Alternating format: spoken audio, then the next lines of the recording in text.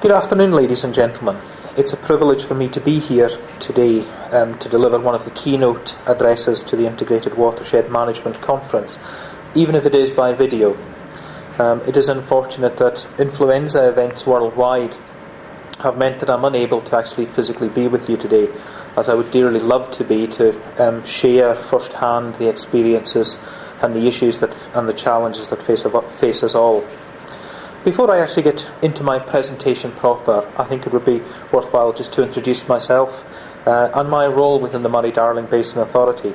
My name is Fraser MacLeod, and I've only recently taken up the position of Executive Director Natural Resources Management with the Authority. Prior to this, I had a similar role in South Australia. My current role encompasses the operational delivery of a series of joint NRM programmes, ranging from the native fish strategy to environmental water recovery and climate change investigations. In addition, I'm also responsible for driving forward the information strategy for the Authority to underpin our new role and, in some senses, to underpin the whole premise of integrated water resources management. And it's from this platform that I'd like to maybe give you an insight into the issues that we face and how we're tackling them. So without further ado, straight into the presentation. What I'd like to do is, very briefly, to take you on a journey through the Murray-Darling Basin, from a picture of the basin itself to an insight into the current drought and the challenges that we face, through to the new management arrangements that we have for the shared water resources of the basin, to the development of the Basin Plan, and an insight into how we've approached integration at both now and likely into the future. As a young child, I recall being taught about the Murray-Darling Basin.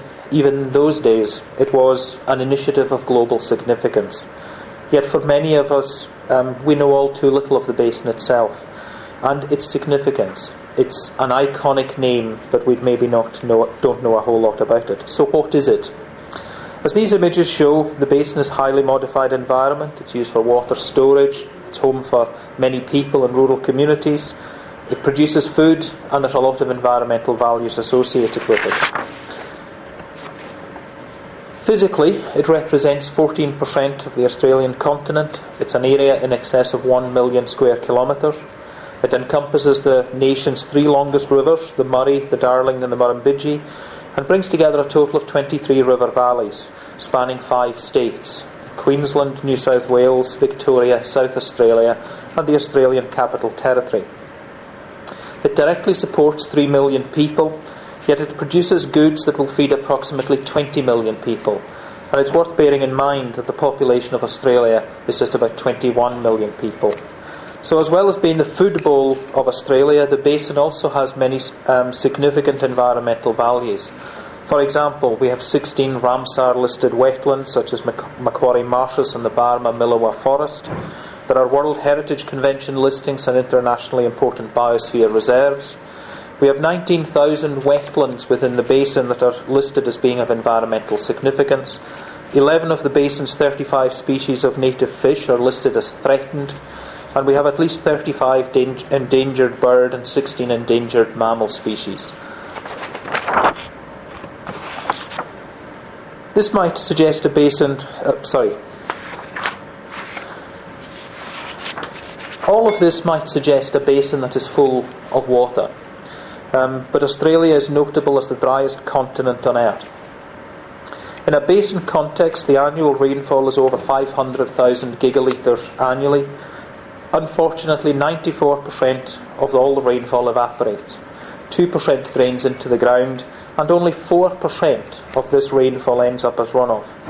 As the map at the bottom right-hand corner also illustrates, the greatest rainfall is in the southeast of the basin, so we don't have the privilege of the same rainfall everywhere. And more than 50% of all basin inflows comes from just 5% of the catchment. Yet when you think about it, 4% of runoff in the basin supports 70% of all Australia's irrigated agriculture. From an economic perspective, the basin generates 39% of the national agricultural income from 40% of all of the farmers in Australia, generating exports of roughly $9 billion per year. In terms of production, the basin produces 53% of the cereals grown for grain, 95% of all oranges, 54% of apples, 28% of the cattle herd, 45% of sheep and 62% of pigs. In addition, tourism, mining and manufacturing are also important industries in the basin. From this quick snapshot, I hope that you can appreciate the importance of the basin to the nation, socially, economically and environmentally. We can also consider the basin, or the river, as an exotic river. It flows through a large ecological range, from alpine territory as shown in this image to rainforest to arid land zones. It covers a large area but not much water as a result. The Amazon, for example, has greater flows in one day than the whole of the Murray-Darling has in 1 year. It's highly variable, it's highly developed, and it's thus highly vulnerable to the impact of change, whether the change is climate-induced, whether it's natural, or as a result of policy initiatives and policy reforms. For those of you who are avid readers of the National Geographic magazine, you may have seen an article in April this year which focusing on the drought that's affecting many parts of Australia. This particular drought has been heartfelt in the Murray-Darling Basin. For illustration, the main image on this slide shows one of the water storages in the basin, the Wyangala Dam in New South Wales. It's currently at 4% of its storage capacity of 1,200 gigalitres. In rainfall terms, over 2006-07, the Murray-Darling Basin has seen an unprecedented drought. Rainfall has been very low, as you'll see, lowest on record. That lowest on record rainfall in the key high-yielding Upper Murray catchment, for example, the bottom right-hand corner on the southeast of the map, 50% of all of the inflows come from that 5% of the catchment.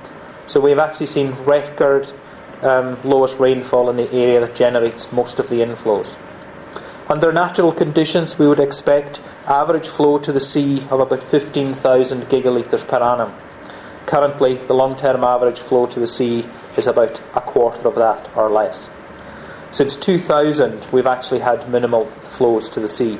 So this is not something that has happened in the last 12 or 18 months. This is a drought that has been ongoing for some period of time.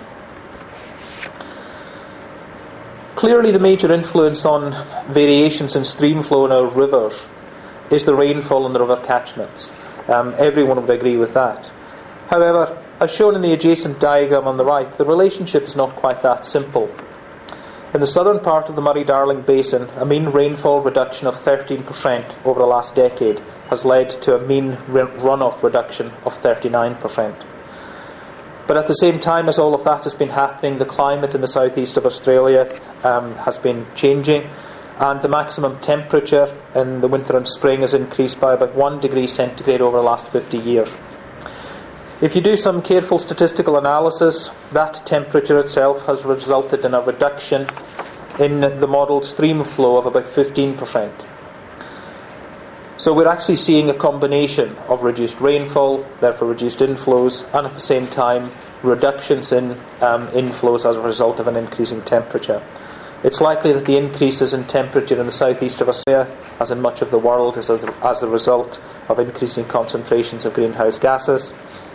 But it would seem for us, as global warming continues into the future, it's possible that we'll actually see reduced inflows independent of it reduced rainfall.